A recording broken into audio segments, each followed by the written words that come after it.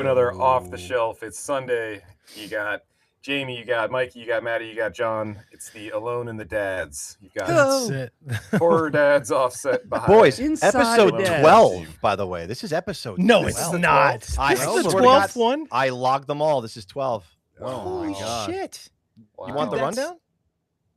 It's I mean, that's insane. great. Yeah, I'd I love to believe hear you. it. Give it to us. So, Eric, so the rundown is this.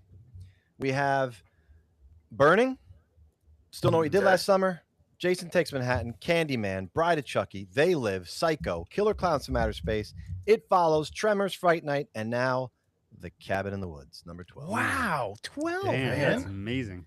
Yeah, and we just had a discussion. This is 3 kind of months. like a summer thing for us. So we got some good plans in the fall that we have other things happening. We're going to do some collaborative stuff. Right. But we're going to just wanted leave that right there for now, aren't we? Yes, that's it. Yeah, we won't elaborate on that. So we got some people in the chat here. John, I don't know which John this is. That was me. Oh, that's you. Why do I always do that? I see yours and I think it's somebody else. Just talking. I'm Um, talking to you guys. It says, "What's up, y'all?" And then Talking to my friends. who's H horror? Who's horror? I don't know.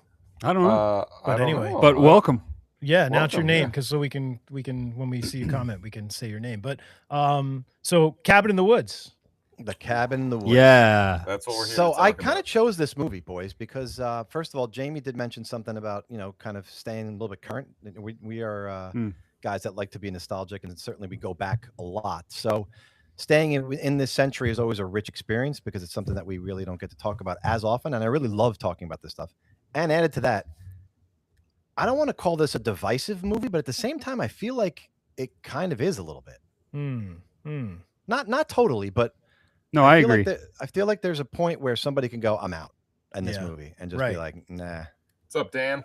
dirty gnome." Dan Danny! and Matt, right? Matt, there you go. What's up, Matt? 12 episodes flew by. fast. Dirty. Yeah. Danny. Yeah. I'm coming for you. So oddly enough, Maddie, to your point about how this movie could roll off of a few backs, I think like I was over the neighbors yesterday for one of the kids' birthday parties, and someone there very randomly was like, "Yeah, Cabin in the Woods." They just like said it in the middle of a. I know. You didn't initiate it? Nope. We Wow. weren't even talking about movies. Weird. And yeah, like they just brought this movie up, and I was like, "Oh, are you talking about the movie?" And they're like, "Yeah." And I said, "Oh, how do you feel about that movie?" And his feedback, he was like, "It's fine. Like, I didn't love it when it first came out, but it's kind of grown on me." And truly, like Jamie, we saw this in the movie theater in Chicago. If you remember, We did. Yeah. We At went the to that Davis. dude. Yes. We had this really cool boutique movie theater, like right in the middle of a neighborhood in Chicago. It was so cool. And it had this Italian restaurant next to it, and we would go there and like straight up, I'd overeat every time. I'd have to go home and put a robe on like Tony Soprano. God, so good.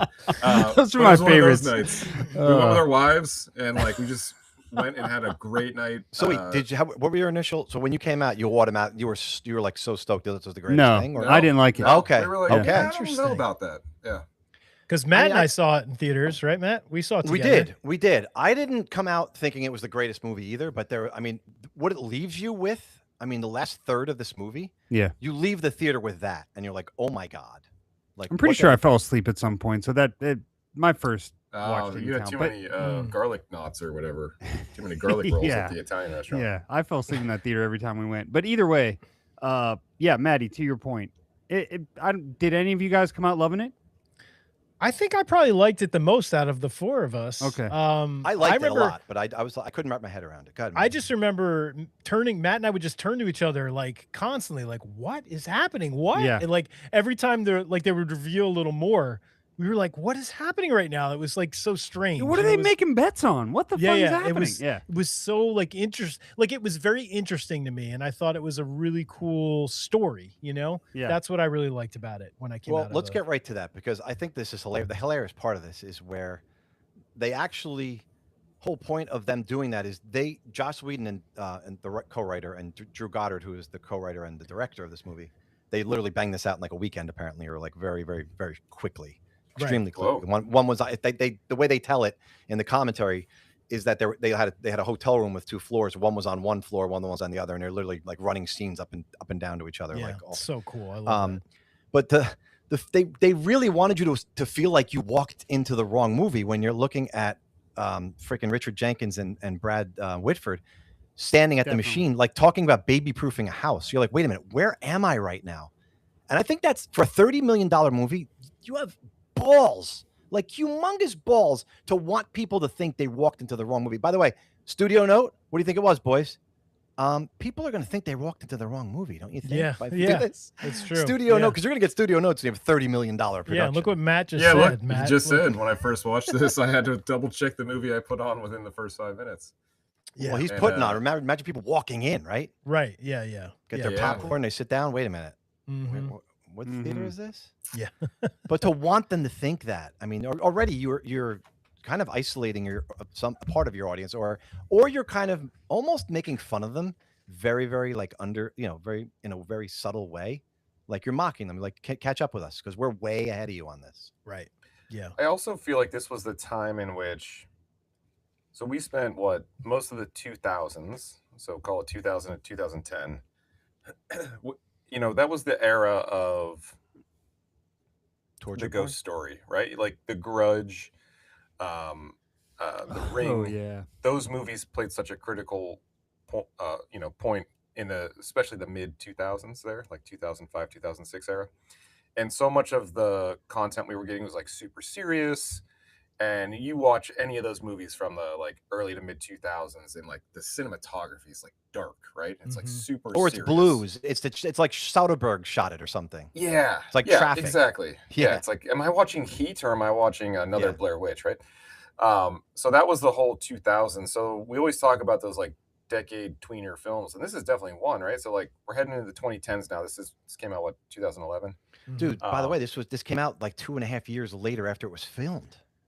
It had a humongous delay. Well, I think and I think the success of the film is due to the fact that what's his name became Chris Thor. Hemsworth had Thor was released after they filmed this, and I mean before this was released, Thor came out, and Chris was huge at that point. So I think if this movie came out right after, a year after, before Thor, it probably would have had a different ticket sale than it did. It definitely made money for sure. Oh yeah, it did.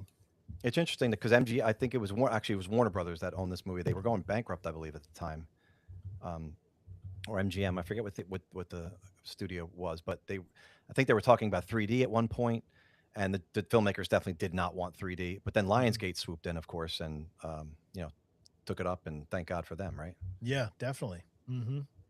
Yeah, and did you guys know Drew Goddard got a portion of his start working on Lost? I think he wrote a handful of episodes for Lost. So again, talking like mid 2000s era. And many a Buffy screenplay. Yeah, I mean that's his Joss Whedon tie-in. I would imagine, right? They probably worked together for years. I would have loved to have been there for this conversation though, because I know at one point Joss Whedon wanted to direct this movie. And if you're Drew Goddard, you're like, all right, what do you say? Like, how do you tell basically your boss, right? Essentially, he's been your boss. And like, no, this is gonna be my first movie. Like, how do you even have that conversation? Well, he probably asked him, like, "Hey, give me a shot on this one." You know what I mean? But when you said Lost, it's very. When you guys agree, it's very Lost in the concept. You know what I mean? Of just like sort of slowly revealing something. I feel like. Yeah. What was that second season of Lost where they start with what's his name in the bunker, and you're like, wait, am I watching Lost right now? Like, what show is this? Because like. It really didn't connect to anything, and you think you're watching the wrong show, and then they slowly Never watched reveal. Lost, by the way. Sorry. Oh God, what a great show! Maddie, the closest thing, like, show now. I loved it. I loved it, but now that it's over, I hate that show. No, it was good until like I think up till like season 3, and then you get to a point where you're like, "Fuck this, dude." Well, they should have stopped after like 3rd season. Right? And they really should have. But yeah. To your point though, Mike, I do think the storytelling method is super comparable. Much like you take an episode of Columbo and you find out who the murderer is in the first sequence, and then you watch him solve it. Same kind of deal here is like you get a peek behind the curtain instantly, and you're like, well, where do I fall on this as the viewer? Like, and who do I root for? And like, am I complicit? Like, you ask all these questions and you're confused and you're piecing it together. You're learning it as they're learning it. So yeah, this movie's a tightrope walk, though. I mean, literally 2 degrees in either direction. It's a comedy where you're laughing out loud, or it's super serious horror movie. Like it is on such a tightrope, like an impossible tightrope. That the fact they pulled this off at all is a small miracle. Yep. Do you think? Obviously, it seems obvious to me because of Scream and calling attention to horror movies and the slew of films that came out that were sort of doing the meta thing. Is this like the 2000s, late 2000s, the 2010s meta version of like sort of like calling attention to horror and really like putting it under the microscope? Yeah, times Being 1,000. self-aware. Yeah. Times 1,000. Yeah. Mm-hmm. Because like this is like if you think about it, like Rod Serling is smiling somewhere watching this. You know what I mean? This is so like next level high concept. Like you're watching a play and at the end they pull back like Monsters on Maple Street, and you see them and they're just watching them fight and they're just like get back in their ship. Okay, we're done here. It's that kind of like level of high concept that you're trying to do here. So and I that's really super intelligent, very, very high degree of difficulty to pull off type of stuff. Yep. What do you guys think about? I love the characters of the group that goes into the cabin because it really comes into play at the end because they have all these tropes that they have to sort of go through these sacrifices of each one of these characters. And I love how, when they get Weaver. Yes, Sigourney Weaver, which I think it. is amazing how they save her to the end. And that's such a cool reveal when it's The her. director. Yeah. Yeah, that's cool. But I love when she's talking about the different characters. It's just amazing, and how the virgin doesn't have to die last, and there's like rules to it. It's like, it's just so strange, but so interesting at the same time, Yeah. Dude, it absolutely is. The characters make this movie a lot of fun because they all lean so hard into. Well, first off, the casting I think was done exceptionally well. Yeah, they had the right people doing it, and it has to be fun knowing that you're getting a job where you're like, hey, you basically have to be a caricature of this character. Mm-hmm. So like, just have fun with it. Right. You're the ditzy one, or you're the jock, or you're the nerdy one. Like, here are your assignments, and you don't have to take it seriously. You just got to like overact the shit out of that part. Yeah. That would be fun. Yeah. But seeing who's involved though, it's never that, right? It never. There's always so much history, because the only time that Kurt, who is Hemsworth's character, the only time he's really a jerk is like when they're about to play like the Truth or Dare thing, and he really like comes out as like, that's when it comes out. Yeah. But if you watch him, even before he does the jump across the chasm, the thing that he never makes, I've made bigger jumps before. Yeah, I know.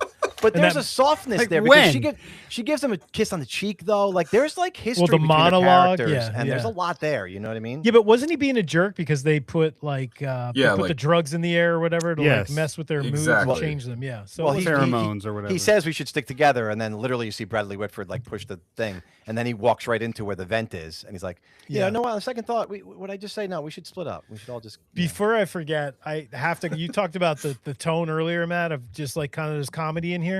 One of my favorite scenes is when they're on the basement, like the headquarters is on the phone with the Harbinger guy. Oh, yes. And they have him on speaker, and they're all just like laughing. He's like, am I on speakerphone? He like just breaks and goes, am I on speakerphone? He's like, no, not at all. And then they all start laughing at him. And he's like, I knew I was on speakerphone. Like that, the tone of that is so great. Cause it's like, we've all been there. We've all done that, to somebody or been a part of that. And I just thought that was so funny because it was such a serious moment. Here's this guy that's like the angels of death, and he's like doing this monologue, and then he just stops and he's like, "Wait, am I on speakerphone?" Like it was such a great moment. I thought, how am I supposed to know who's in the room? Yeah, exactly. Also, I love to so the authority, right?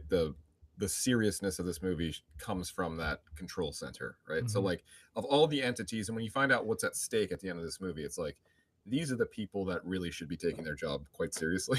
Way more seriously than they are. Yeah. Right. But that's what I love so much about it is no matter what, there are, I've only had a couple of big kid jobs in my life, right? So I've not worked for a ton of different organizations, but like as an individual, I refuse to work anywhere and not have some sort of fun doing it. So like you watch a movie like Waiting, and you're like, wait, is that what the restaurant industry is like? People running around doing that in the back. So that's what you see here, right? Is them having so much fun and having a blast constantly. And those are the moments where like you're not taking anything too serious despite how serious it is. Like they even derail the gravity, the magnitude, the seriousness of like what all of those people are doing as they relate to the story here. And that's a part I really adore about this movie too. Yeah, I like that, the way that they pinpoint even the different personalities in a workplace. You have the new guy who is like, wait, what the fuck? Why are you guys not taking this more serious? And right, like, loosen up, guy. We've been here too long. And then you have the kind of the goody two shoes woman who's always like, well, did you hear what happened in the other department? Like, we need to step it up. Like, okay, well, we will, but who's your bet on? You know, so it's like I love the way that they play with the classism within the employees in a workplace. Yeah, workplace hierarchy.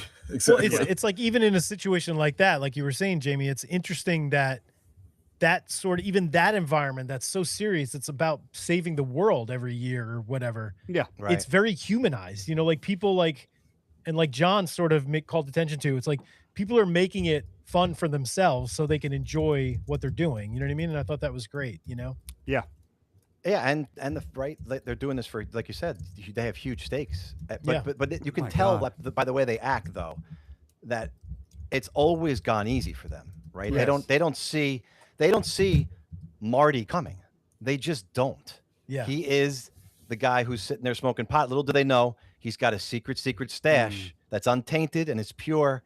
And he's but the smartest thing about this movie is that they make the freaking pot smoking guy who's high the absolute genius of this movie, and that he sees all and knows all. Yeah, that is that's, if you think about it, that's like so genius of this movie. Yeah, he's like the dark horse. Yeah, he's like the dark horse. He's like, what's his name in Dazed and Confused? That's sitting there at the party. Yeah, man, you see what's going on in that dollar bill, man? Like, holy, he's that guy, but he actually knows what's going on. He's not just like, in some inebriated high state of being stoned out of his mind. Yeah, which is great. But I think this movie, it plays along with the tropes so well, but it also plays on the fact that the audience knows what's coming or thinks they know what's coming. And this is, by the way, this is how we've telegraphed that for the last 40 years. This guy, it's somebody pressing, like they play with that. Like this guy presses a lever and then, look, there's moonlight shafting through the trees and the girl sees it right before they lay down in the forest. And it just, all that stuff is played with. And it's like, it answers any question that's been shouted out in a movie theater, right? Like, why would you do that? Like, no, don't go there. Like, it addresses all of that. Right. It does. Yeah. It calls attention to it. I love the fact that, and this is such a cool story piece of this movie, is that they had to choose how they were going to die. When they go in the basement and there's all the different things in that basement. Yeah. And they had to make the choice. Like that's part of the ritual. Is like and Kurt had that conch shell. Damn it, he had it in his hand. For 2 seconds. Yeah, I know. He had it. Yeah, I know. Yeah. But I think that's such a cool part of the movie is that the main characters had to choose their death. You know what I mean? Well, yes, really because we get 23 minutes into the movie, Micah. To your point, you're exactly right. The film shows its hand, right? It tells you what it's doing pretty early on, and you just said it, right? They tell you, well, they're drugging the kids, that Jules's hair dye, Marty's drugged, etc. They've been grooming them in a sense to do exactly what they're supposed to do, what kids have been doing in horror slashers for the last however many years, right? I forget Richard's. It's the most meta thing. Like here, this dialogue here. We just get them to the cellar. They take it from there. They have to make a choice of their own free will. Otherwise, the system doesn't work. They have to choose to ignore the harbinger. They have to choose what happens in the cellar. Yeah, we rig the game as much as we need to, but in the end, they don't transgress. They can't be punished. Like it's this great thing. It's telling you, it's spelling it out for you. Like this is it. This is the entire premise of the movie right there. Right. And let's see what happens. Like, let's see how much we can divert from that or trick you into thinking this is exactly what's going to happen. And then only to turn it on you somehow, but in a really, really satisfying way, of course. But that might be the most meta moment in horror film cinema history. Like that moment right there where he says all that. It's incredibly like right on the surface. Yep. Incredibly well put, dude. Yeah, I like the way they spell it all out without, preaching it. Right. No, right. Yeah. Do you guys have a favorite character? Marty. Infinitely. Well, good luck with your business, sir. I know the railroad's coming through here any day now. That's going to be big. Streets paved with actual street.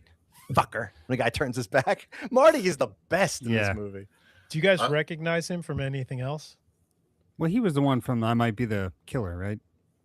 That's what I recognize him from. Oh, I don't know him from that. I just if you have kids, if you ever seen any of the Diary of a Wimpy Kid movies? Yes, he's the dad, right? No, he's not the dad. He's the like the rock guy that kind of like joins Roderick's band and Roderick Rules and like it's just funny. My kids do love those books and those movies, so yeah. I'll have to watch Roderick Rules. He's like the older rocker guy that like Fran Kranz is his name. Yeah, and it's as soon as you hear his voice, you're like, oh my god, it's the same dude. You know what I mean? It's so funny. Mm-hmm. I love the Richard Jenkins and Bradley Whitford duo, and their relationship. It's so good, and it does. Just looking at them standing next to each other is meta because you have these two industry veterans that have, I'd say, similar skill sets, similar career. Like they're both super funny, but they've been in really serious stuff. Mm-hmm. So it's the perfect casting. Wait, Bradley Whitford was in Billy Madison, wasn't he? Yeah, he was. Let's take a step back there, John, for a second. Well, so he was also in The West Wing. Yeah. Well, he's also exactly. He was spitting out Aaron Sorkin dialogue. Yeah, he was. Right. Yeah. And also, what was the other show? Was he on the Newsroom? He probably was with Jeff Daniels. He may have. Yeah, Not I think he was. I don't He's remember a Sorkin specifically, but probably. Which, he's done a ton of stuff with Aaron Sorkin, of course. So I was gonna say, yeah. I just like their presence there, just knowing them as actors and being like, oh, that's a great casting decision, and then seeing that they're legitimately like, if the two of those guys opened a business, I think that's how they would act, in real life, in running that business. So I love their relationship, and I love what they do for the story. Well, think about it. They're like rock stars. You know what I mean? Like when they walk in, they're like the rock stars. They're the guys that are like doing the cool stuff at this. They're business. taking the money, the bets. Yeah. Everyone else is like assisting them. Basically, they're the ones that are like they just walk in with the swagger. Both of them. They're just like, what's up? You know. They do. So and they're the ones in that locked in. They're in like a vault. No one else is. Right. So. Like at the end, it was a chore to get in there because, like as Mike said, they're running all the stuff. They're making the tropes happen. They're doing they're doing all that stuff. Yeah, they're the ones releasing the pheromones and choosing when to do so. Yeah. So, what do you think about their choice? This backward ass zombie family, which is it's funny. It's like a mix of zombies and like Texas Chainsaw because it's very like Texas Chainsaw Massacre. I would say this family. But what do you think of their choice? It's a little Widow's Bay too, right, Mike? It kind of is, yeah. Yeah, a little bit. Mm-hmm. What were the other options? You had vampires. There was like the pinhead guy. There's like that one with remember that like Hellraiser guy that's like that's total Doug Bradley. They said that's the saw blade through the head guy. Yeah, with the ball. With the ball. That's basically the most the ball overt was reference. down there. Like, you can't tell me that's not the Transfiguration. What's that fucking thing called? The Transfiguration Cube? Yes, the Transfiguration Cube. Yeah, it's obviously a nod to all the other. That's the most overt one that exists, I think. Yeah, and I forget what else was in the basement. There was a ton of shit. Well, there's the Merman reference, there's the conch shell, right?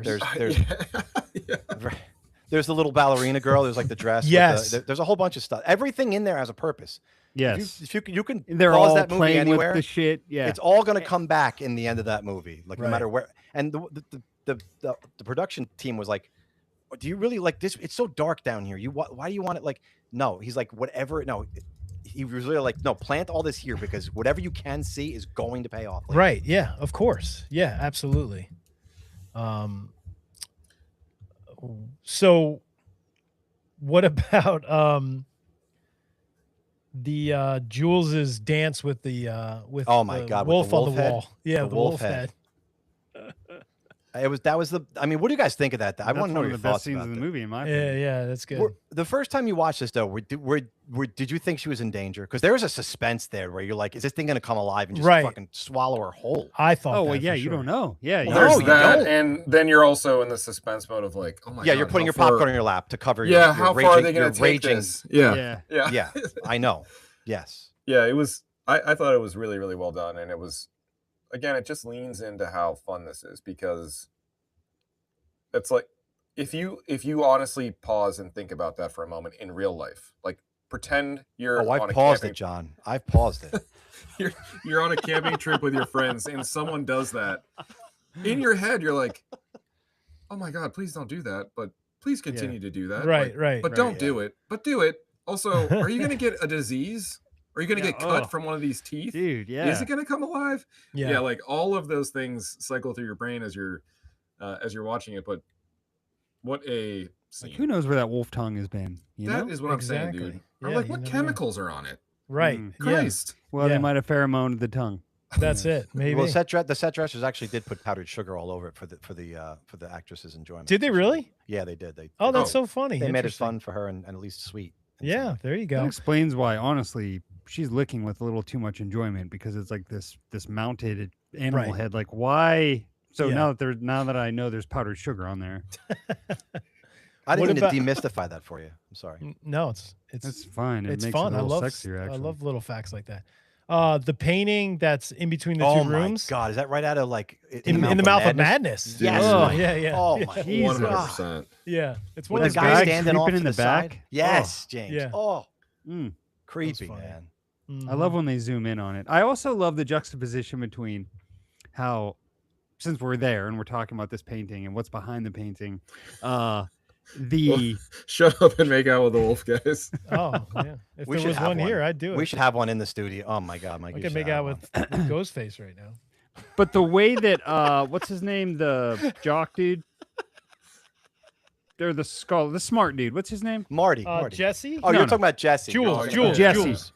So no, Jesse and Dana, how they have the rooms, and Jesse's creeping on Dana, yes, but not really. Like he pulls. No, his name's Holden, isn't it? Holden. Oh, it is Holden. You're right. It is Holden. The actor's name is Jesse. Jesse's his real name. Yes. Yeah. Holden sees Dana in there through the two-way mirror, realizes pretty quickly, like he takes one extra peek, but it's fine. I have no issues with what he did there. He tells her, okay. Yeah, he did the right thing. And then I like how she does the exact same thing. Like, I know. I know that I shouldn't be watching this, but I'm gonna take one more peek. Yeah. I just love the way that they did that, where like he was respectable, he was a good man, switch rooms, and then she even has a little creep moment. But yeah, it was cool.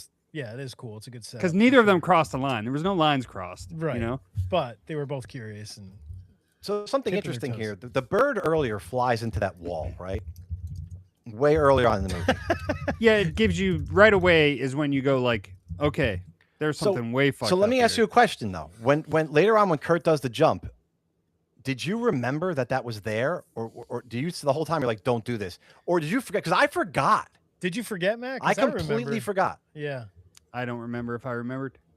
Yeah. Because at that point when he hits the that's the point where in the movie I was like, I don't know, man. Like, I don't know about this. Like, where are we going now? Like, what are we doing? I thought it was awesome how they showed, and then they went back to it, and they're showing how far there's no down. mistake. That dude's dead. Yeah. Yes. Just in case you're wondering. By the way, there's little subtle things too. When Marty, when they first turn the wheel, and you know how the blood goes down, and they're giving it to the down below, the sacrifice, whatever. Yeah. There's everything starts shaking, but no one realizes it's because Marty's not dead.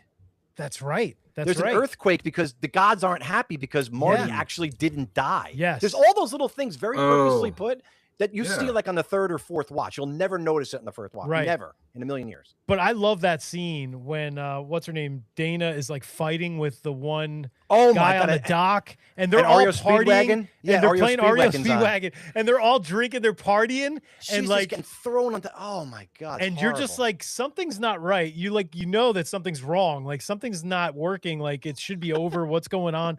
And she's just fighting for her life. Oh, so if you want to call it that, she's just getting thrown around like a rag. That is good. But she stayed alive. You know what I mean? It's crazy. She did. Yeah. Yeah, I think the other thing that shocked me about that scene, Maddie, was because in your head you're like, well, they're not going to take a character. Yeah, the jump scene. Like you're not going to take a core character at this juncture. But this movie just takes the core characters. Like it just does. No, there's no apologies. I mean, listen. Before they even leave, there's a guy on the roof into his earpiece that literally says the nest is empty into his earpiece. So it's not even playing around. Like right away, you're like, what is going on? I know. The guys in the beginning by the machine talking about baby-proofing their house, getting in their golf cart. By the way, the whole thing comes from Drew Goddard grew up in Los Alamos, Mexico, where basically the atomic bomb was born. So I love the synergy of influences and how they come together. The underground, to form, like what happens bunker. in this movie. Yes, all that stuff, right? Where these guys are basically trying to, as John said before, all this comes together, trying to have fun in the face of all this death. He said, you know what else is the most has the most of Los Alamos? Churches.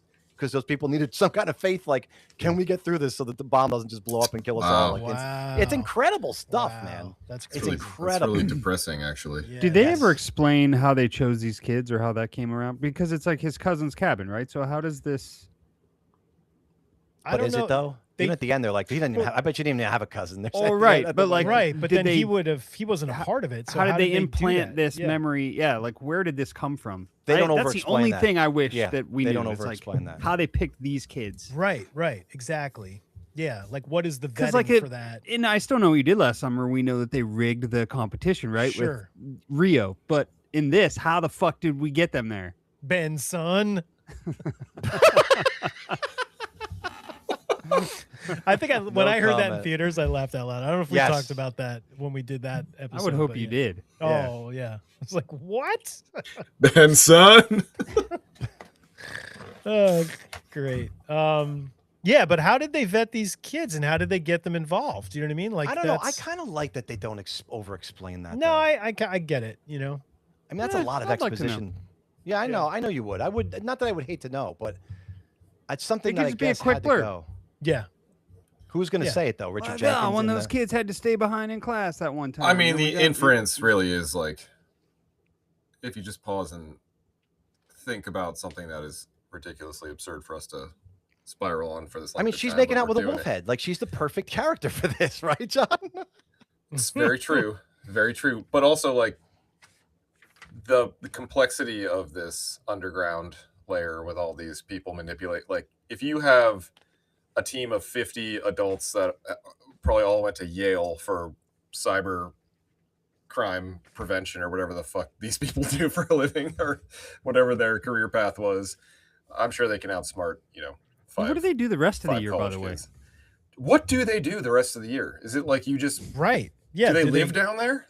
Are they planning and plotting? Like what? Yeah, how long does it take? They're talking about baby-proof in their house, so there is the backstory that they actually have a life outside of the facility. Well, maybe that's it then. Like, that's what they're doing the rest of the year, Jamie, is they're at a coffee shop. They're like, oh, this is your cousin Craig. You don't remember him from the family Celebrating reunion? that they're still alive because they fed the ancient ones and they've taken care of what they needed to do, right? Yeah, their only job, as far as we know, is to just make this one thing happen once a year. Who's paying them? That's whose payroll are they on? That's the really good question. Well, yeah. Is this a government gig or whatever the fuck? I mean, Satan. I have a question for you guys, though. I want to know: is this movie so reliant on the twist, kind of, that when it happens? I'm sorry. I agree. I agree with this. When I said when I just assumed they were followed, targeted for. Yeah, that's what we can assume, right? That's exactly what you would assume. They were targeted for a while. It wasn't like they're just randomly chosen at all. I agree. Sorry, Maddie. Go ahead. No. That's a great comment. But this is why I said it was divisive up front. I feel like an audience member could feel like Drew and Josh are basically like cockily saying, "We're smarter than you," and they're giving you the finger, like, we're duping you. Like, is that like the dupe is the thing? You know what I mean? Like the fact that they're smarter than you and that they've created this thing where it is so smart, but then do they law that over you? Do they make you feel like you're not as smart as they are? You know what I mean? There's some of that, a little bit, I think. That's when we left the movie theater, I think that was my response, which is why I think it didn't resonate for me initially. I was like, in fact, I think the thing I said to Jamie was like, I don't know if I'm smart enough to understand that movie.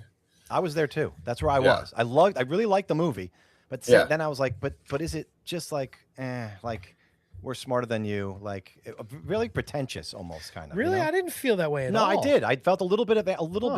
I didn't feel that. I don't know. Well, I'm glad you didn't. No, I felt like I missed the joke, and whether or not like I was resentful of that, I don't know. But I did feel leaving the theater like, oh, I gotta watch that maybe a couple more times because I don't know if I followed everything. Right. Mm-hmm. To an extent. Yeah. So can we talk a little bit about the cabin? Like, I know there's been questions. A lot of people, I think, you read the forums, they're like, "Oh, same cabin as Evil Dead," but it's definitely not. No, it's not. But it's a nod. It's a nod. I would say for sure. You know what I mean? Yeah. Yeah, Wouldn't you guys yeah. agree?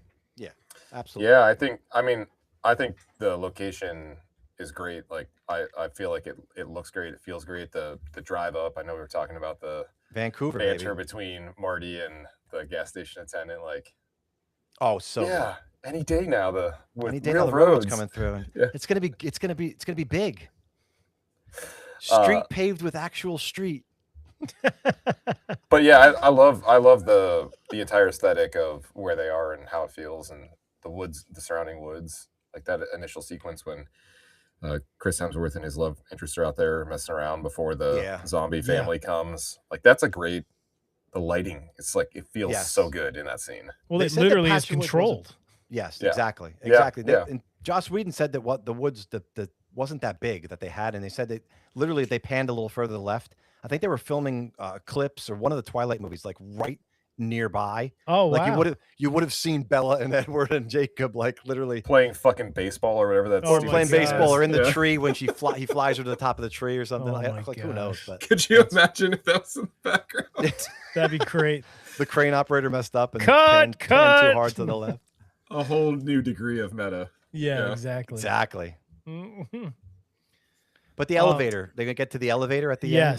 This is the best. This is this is the best part. We talk about 3-act structure, Mike. You talk about this all the time. How great is this movie that the thing flies open on its own, the basement thing, to literally suck you into Act 2, right? Now here we are at Act 3. They're going in the elevator. It's the neatest, most like direct. This is the break into 3. This is the break into 2. Yeah, it's perfect. Yeah. Like when you have literally descending closer to hell each act. Yeah, it's perfect. Yeah, but I love how before they're like in with the other creatures. They're in that sort of like a vending machine of all the monsters, right? Yes. And they're trapped in there, and they're like, that's when they see the guy that's like Pinhead, the Hellraiser guy, guy, and he's just staring at them, and they see the girl, the dancer girl with the fucked up face with all the teeth the sugar plum fairy chick with the dentata head. But I love that scene, and fairy chick.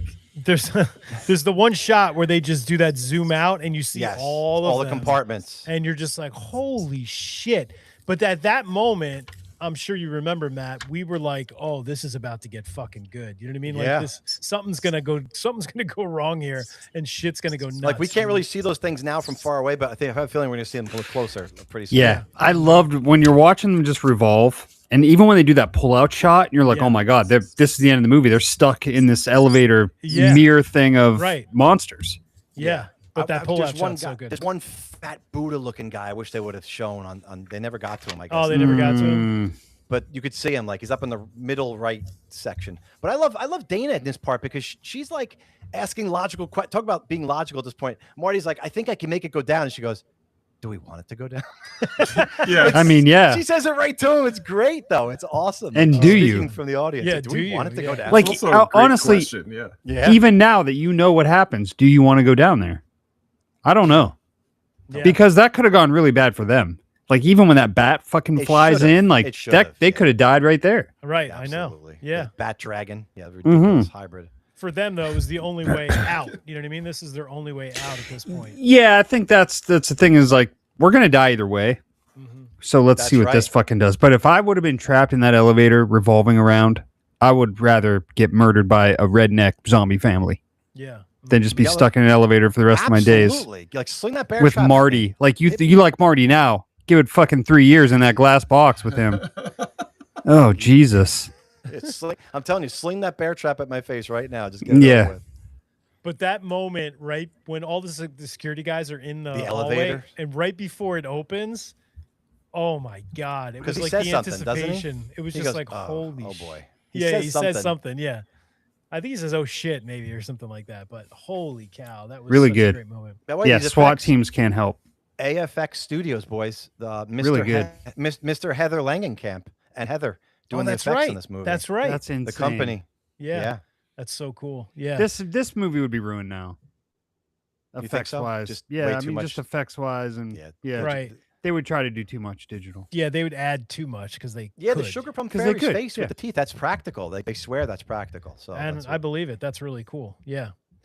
And then we get the greatest payoff ever, which is the merman, and I love that scene. So good. Because are you fucking kidding me? We only get it. I think we only get 2 mentions to it earlier. 2 or 3 at the most. 2 or 3. And it's like 10 seconds of screen time. Yeah, and it's so subtle, but that payoff is so clever and so good. You know what I mean?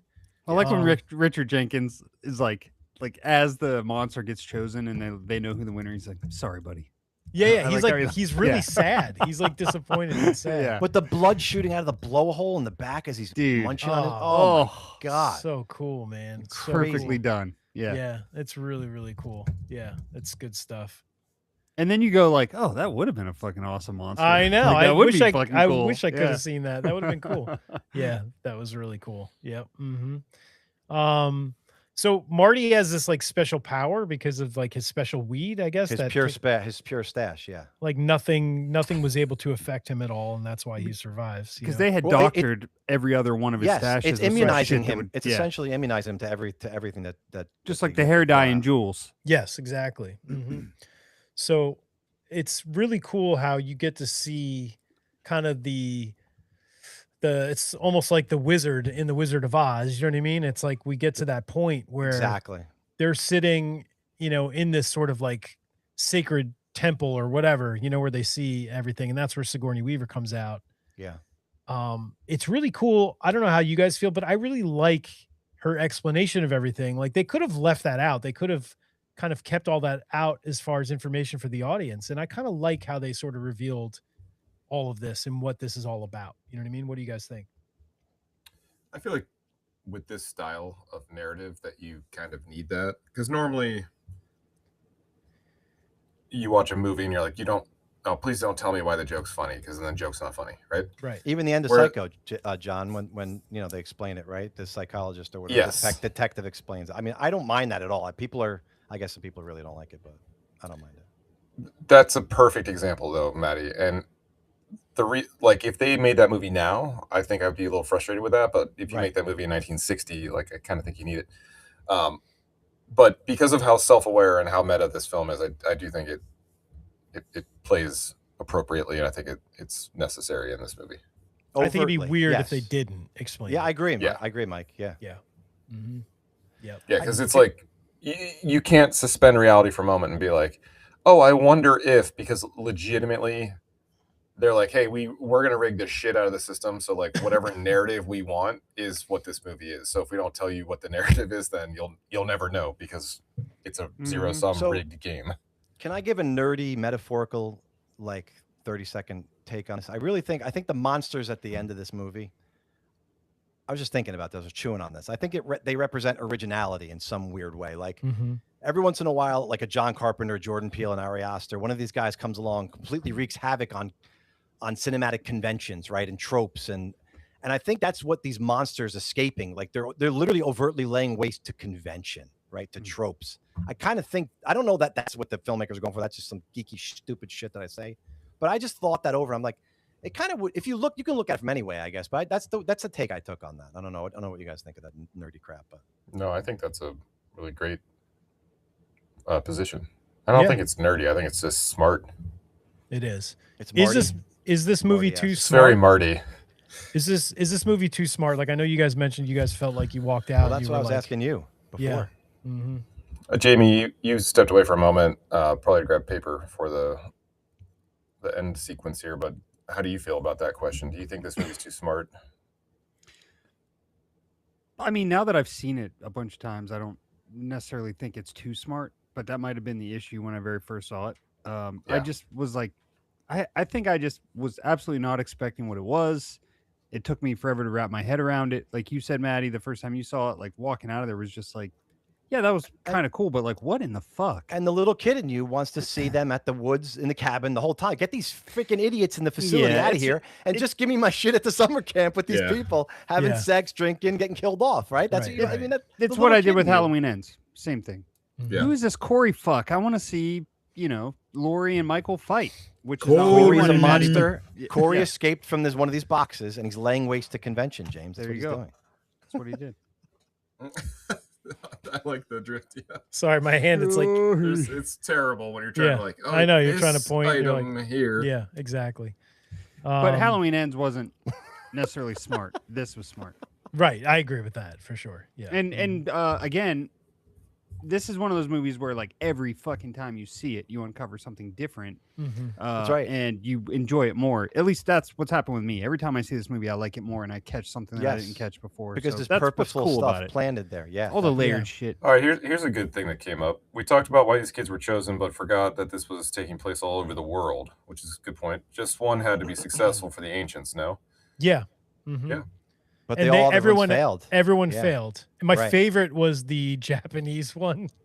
The kids and like the weird Japanese and the the Samara character, whatever. Yeah, and they're all like cheering. They're like, "Yay!" They're singing the song. They defeated her.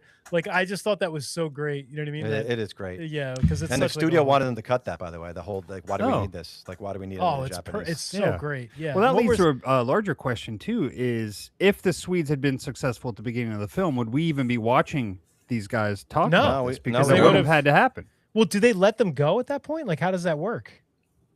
Maybe you just fucking get rid of all the pheromones and shit at that point, like, and just let them go home. Yeah, they do make a remark about it. Richard Jenkins says that, or Bradley Whitford, I believe, says something like, "We were not taking second place," or so. He says something really like explicitly about that in the beginning. And I can't remember what it. But to your point, James, when you rewatch it next time, pay more attention to that comment because, like, wait, that part of the story I don't understand about, and they might give you a clue. You know, because even myself, I don't really fully understand it myself. But right. Yeah, that was a good point to bring up, though. It is, yeah, because I forgot about that they were all sort of competing with the other countries and stuff. You know what I mean? Interesting. What were some of the other ones? I think the only ones that gets mentioned is Sweden and Japanese. Well, what was Sweden though? They don't talk about what it was. They just they say showed damn they Swedes showed fucked another up. one. They showed another one. It was like a big monster or something like that. I forget. I might have missed that. I could have sworn they showed, like when they're showing the televisions, they showed somebody else. This is what I mean. You have to rewatch well, they show a bunch of the different past ones. They do like a. You're right, on the screens. There is like a. They show a bunch of different ones. Yeah, that's and what I was wondering. I'd like to zoom in on those or find out exactly what Pause, those are, because I wonder if they harken just back to different horror movies, and it's like, that this would be trope. a cool detail. And it might have been a thing, Jamie, where they were planning to show more of that, and they just like cut it out. Kind of. Maybe it got cut. Yeah. Or Yeah, maybe it but was just too much exposition for them, and they're like, we can't. This will be a 6-hour movie if we explain everything too much. Right. Right. So how do you guys feel about the choice of Marty and what's her name at the end Dana to say fuck it? You know what I mean? Like, I like it because it's not your classic like boyfriend and girlfriend. They're not romantically entangled in any way. Yeah. Right. She's a final girl, whatever. But he's the stone guy who was talking about puppeteers earlier. Right. That was his whole thing. He was basically out of a what do you call it movie? The Robert Heinlein and all the Body Snatchers movie. Yeah. Talking about the puppeteers, like he was doing all this stuff. You know, Jeff Goldblum. We are not who we are. Shit, like real philosophically deep existential stuff. Also, it goes to show that back to that question of like, should we go down the elevator? Like, it didn't matter. You guys were dead from the fucking second you arrived from at the that. jump. Like from the second you went through that cave, you were done. You know what I mean? Yeah, Maddie, I'm with you on the like. My answer to this question is, I like the way they positioned it because of the dynamic of those characters. Like their vibe was at that juncture. It's like, well, fuck it, right? Like. I mean, she pointed it. By the way, let's not remember. She points a gun at him, right? But when Sigourney Weaver's there, like that's a real emotional moment in this movie, where he's standing there, and then it's awesome too how it's filmed because he's in frame, and he's in and she's pointing it to him, but she's blurry because the focus is not on her, and then they rack focus it to her, like pointing the gun. It's really intense and emotional. It's really cool. So let me ask you guys this question: is it fine the way it is, or would it have been a better movie if they sacrificed themselves or she took Marty out? Like, what's the better film? Oh, I think the way they ended it is the better way. I would hate if they jumped into the pit. I would have thought that was terrible. Like, what is that? Right. I agree. I just was curious. John? No, I agree. I mean, yeah, but like, how would you guys, if you're in that situation, what do you do? Hold. Don't answer that question because that's going to play into our game, I think.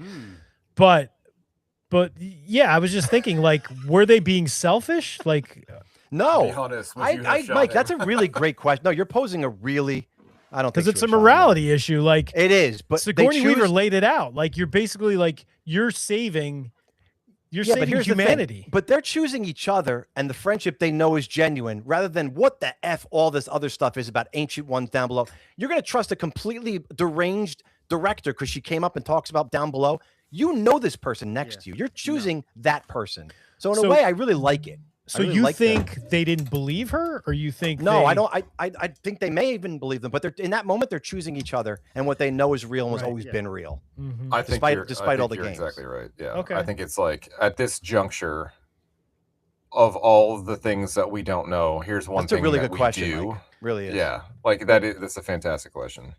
Well, this movie, in a sense, is really a morality. It poses it. Yeah, absolutely. It is a morality question. And I'm glad you brought it up and we didn't gloss over that because that's like the most important thing. It's that thing about the train. What's that thing? It's the train thing. It's like if a train's running and you have the option to veer the train off the track. Oh, yeah. And that's on Widow's Bay, isn't it? Yeah, they talk about that on Widow's Bay. That's right. I think that's the last episode or the penultimate episode. She tells the story. It's the old woman that tells that story, right? Yeah. It's the same kind of thing. You know what I mean? Yeah, and he's facing the same question in that moment in Widow's Bay. Well, not the same, but like a very similar one. Which you're right. Do you sacrifice the one, or do you sacrifice the many? Like, which is what we're talking about here. Yes, exactly. All right, you guys want to? Does everybody have their sheets of paper? Yes, sir. So wait, just to clarify, I should have 3 sheets that have everyone's name on them but mine, right? You could have one for yourself.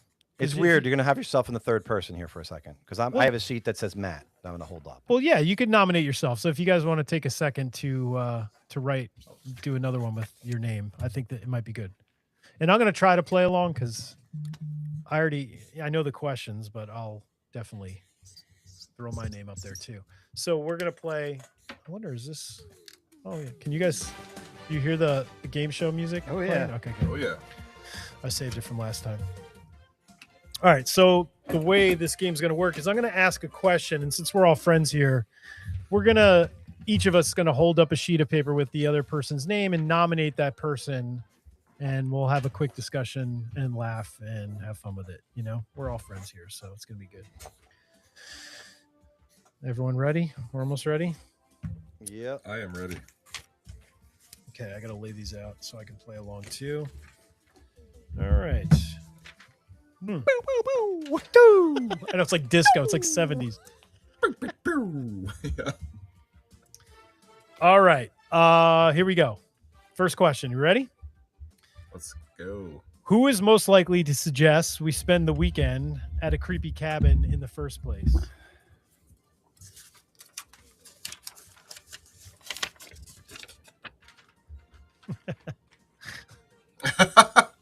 All right. Wow.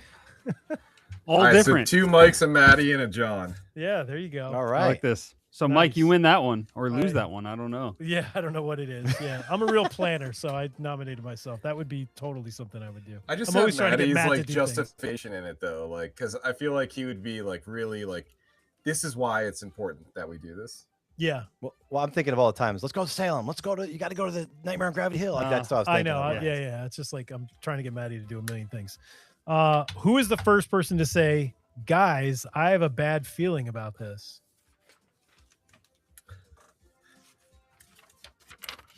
I'm also going with me, Maddie. Oh, okay. Oh. We got 2 Matts and 2 Johns. Does that make us scaredy cats or practical? I think it's that. It's the intelligence factor of like, hey, yeah. I sense something is awry here. Mike and Maddie, or pragmatic. Me and Mike would just be like, oh, all right, look at the cabin. It's cool. So going off of that, you ready? Who hears a noise outside and says, I'm going to go check it out? 100%. 100%. Yeah. He's going to nominate himself. Oh, I love it. That's great. That's so good. Oh, God. I'll be right back. Jamie loves those words. Dude, exactly. You know what's funny? We should, for everybody watching, like, Matt has met John in person. I haven't met either of you guys, but we know each other so well that we can literally answer these questions, which is great, you know? Mm-hmm. Yes. I'm going to skip the next one because it's very similar. Who picks up the obvious cursed object after everyone says not to touch it? I think that's a very similar one too, but I'm going to... Yeah. Oh, I don't want to roast Jamie. Oh no, no, it's not a roast. This is the answer, Maddie. There's actually only one answer. Yeah, he's gonna do it for sure. Well, I got the fish, but Jay has a fish hook with like barbs on it. That's what that is. I like it. Yeah, he'd be like just like tossing it casually. Yeah, and it wouldn't even be on purpose. He would just be like throwing it up in the air, just catching saw blade heads ball. Yeah. All right, so here we go. We're gonna start to get mean. You ready? Oh shit! No. Oh god, here we go. Who would completely panic and become useless? Sorry.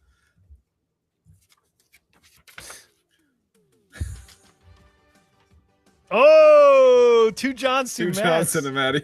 That's funny. I don't know why, John, I nominated you for that, but I feel like you had that answer ready, buddy. You were like, I know I did. Who would quickly panic and become useless? I was like already holding it up. Who's useless? He had a sheet. Yes. It's like a photo. It's my senior picture from high school. He's just like holding it up. Maddie, my thought there is that you would just become overridden with like ideas, and you would become useless because you would have too many ideas. Paralyzed. You can't just nominate one idea. That's funny. Thank you for explaining that. That's interesting. I don't want you to think that I think you're incompetent. No, it's a cerebral comment, is what you're saying. All right, guys. Incompetent. Who suddenly becomes the unexpected badass of the group?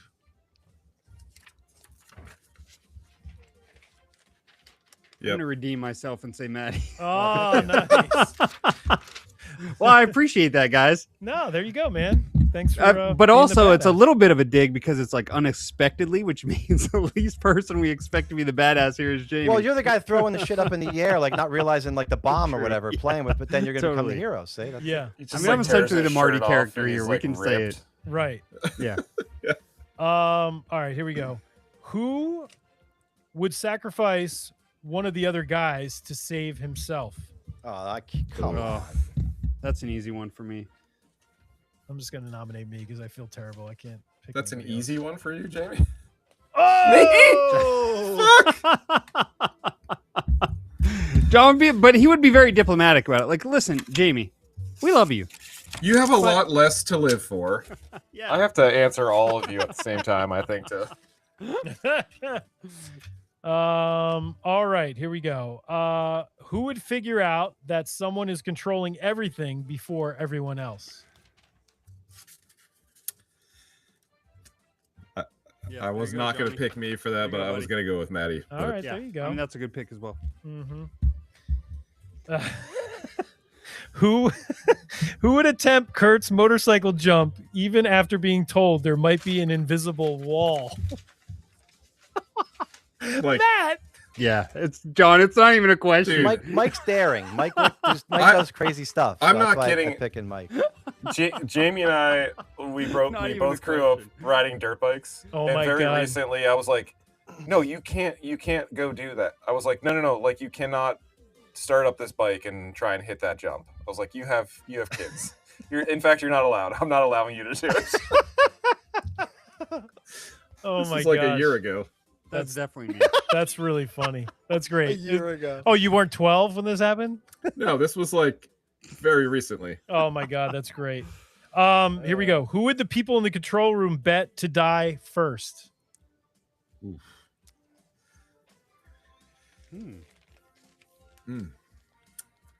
Yeah. I'd say for the same reason everyone said I would jump that dirt bike. Jamie, I'm myself. Sorry, dude. Yeah. I've no, had dude, it in my it's hand. true. I've just been reluctant to bring it up. Well, I mean, we all just said I'm the one willing to throw my life away. So. Yeah, exactly. John, did you have Kurt in parentheses underneath Jamie's card? Kurt? Jamie. Kurt? Jamie under also Kurt. Yeah. All right, we got a couple more here. Have you seen my pecs? Yeah.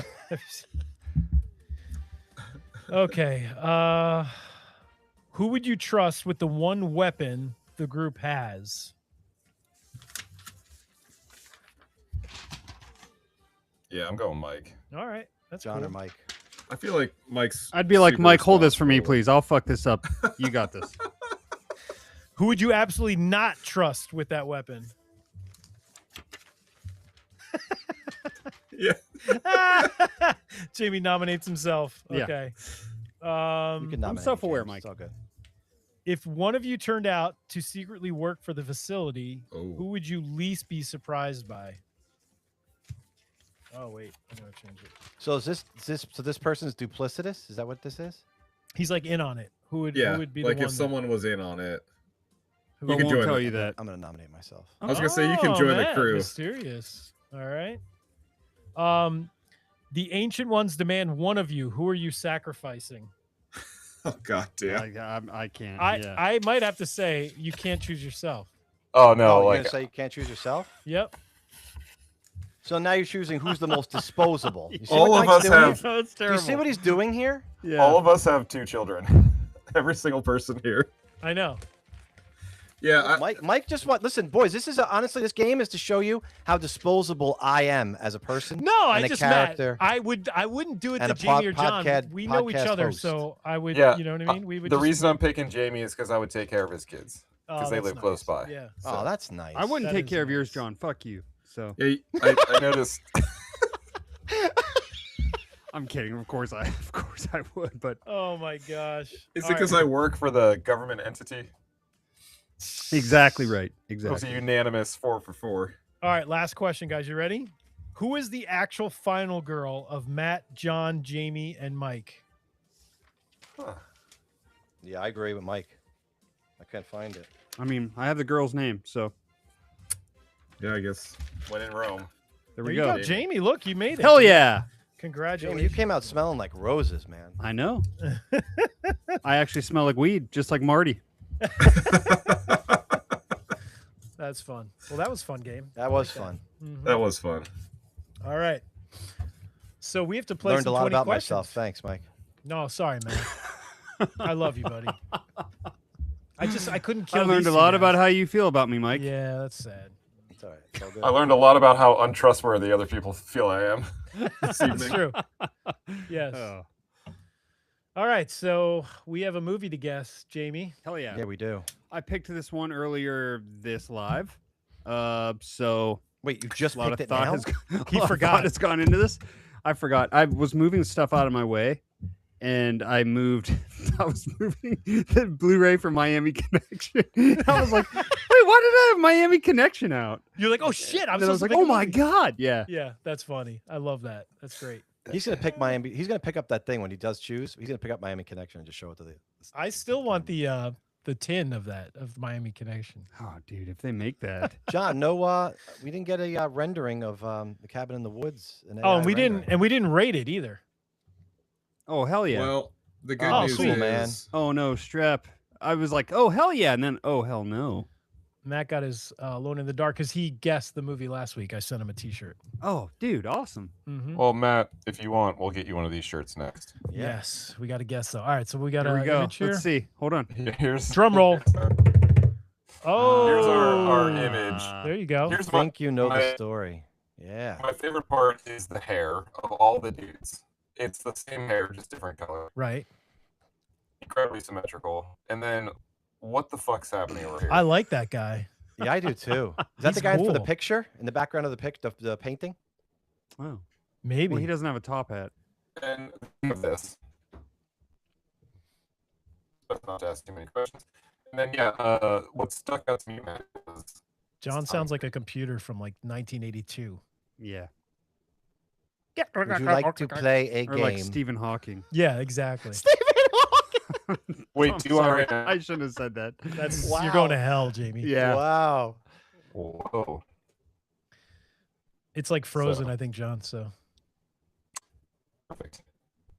all right. So, what do we rate in this movie as he's fixing this thing? What do we got, Matt? What do you think? I give this a solid 3. Okay, 3 out of 5. cool. Jamie, Yeah, I'll say 3 as well. 3 out of 5. John, 3. I'm gonna give it a 3 as well. We're all aligned on that. I think it's a solid movie. You know what I mean? I think it's great. It's not like super rewatchable for me. I'm sure you guys would agree. It's you No. know every few John and years, I don't even maybe. own it. Oh yeah, I think I don't know I it do. either. I definitely do. Or you Yeah. off your shelf. Yes, I did. Yeah, I off the yes, shelf. obviously, yes, you own it. So Am I back to normal voice? you You're are. good. I Maybe think it it was was just a picture. Yeah, too the much screen going share on. thing. Yeah. ChatGPT was trying to cut in and Maybe Say this isn't something. even John. It might not be. It's me, Stephen John Hawking. GPT. Yes, Stephen Hawking.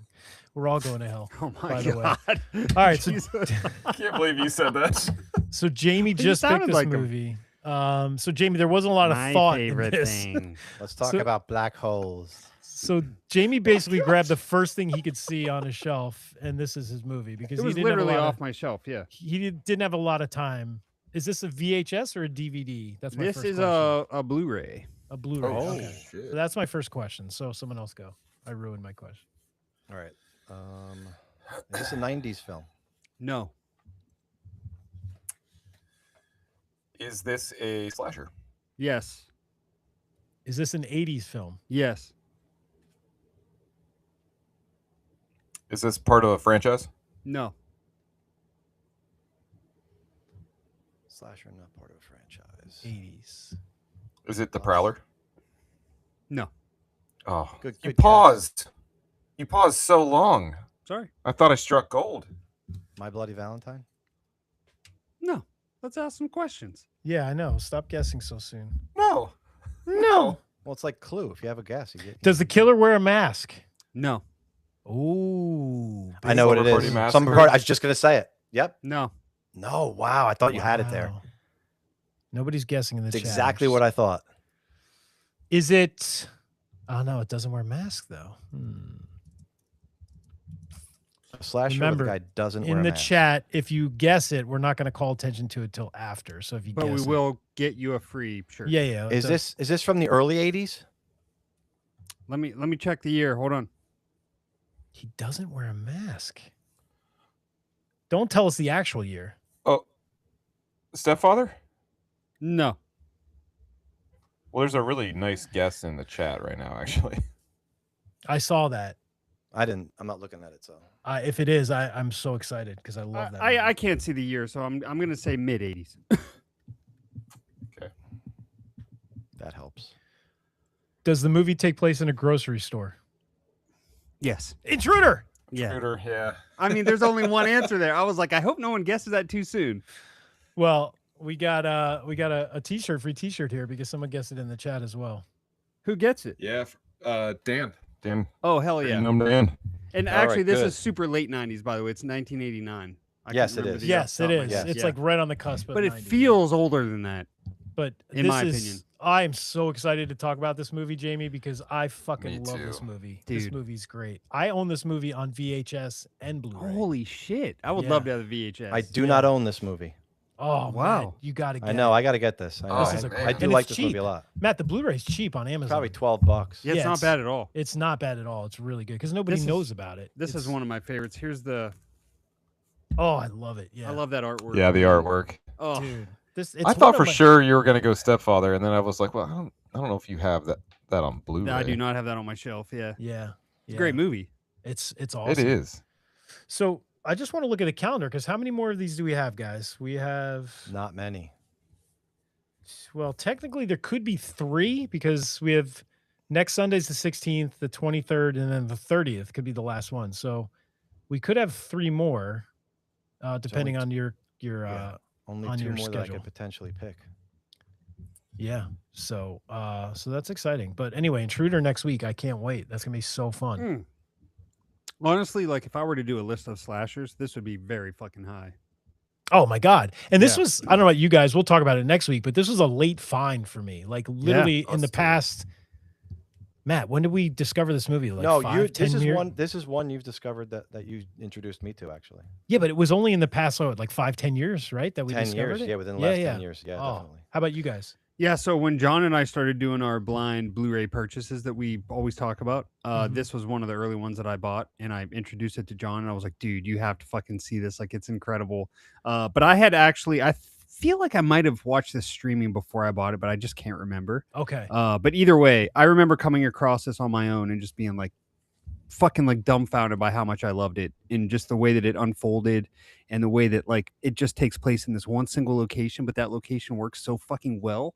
Yeah. So well, And dude. I'm gonna get too in depth because I love this movie so much, but we'll save it for next week. Yeah. And we yeah. were talking about it this morning at your house. Were we? Yes. We were That's talking funny. about I had Intruder in too your much shit in my kitchen mind. this I had to morning. leave. Yeah. So maybe it was like subconscious, Jamie. You just like maybe were thinking about it this morning, and you were like, "Oh, I'll just get this one." But also, I feel that was part like of why I didn't pick it. I was like, oh, it's I was gonna say, news. John, We you didn't just were pick. You talking didn't about it. even guess it. yeah, John, I was shocked. Well, and then I also saw Dan dropped it in, and I was like, that's probably it, but I don't like. Do Yeah. I take Dan's Yeah. pick? And then I was like, but because anyway. honestly, we don't even see the killer at all. right. This is all POV, pretty much. Well, no, they show him. They show him at one point. Doesn't he come in the? Well, I mean, at the end, like once he's revealed. Yeah, yeah. But yeah, like, yeah. but until that, Yeah, you don't. yeah. So we're going to talk about this obviously in depth in 1 week, but if everyone could do me a favor, Mm-hmm. as you're rewatching this, Mm-hmm. the three of you and anyone listening, please take a moment to observe. I think it's Ted Raimi. Yeah. Yeah. When he's cutting, I think it's cabbage or like lettuce. In the back. The way he's moving his body while he's wielding this, basically like kitchen axe, Okay. which I guess is like I don't even know what kind meat of cleaver? device.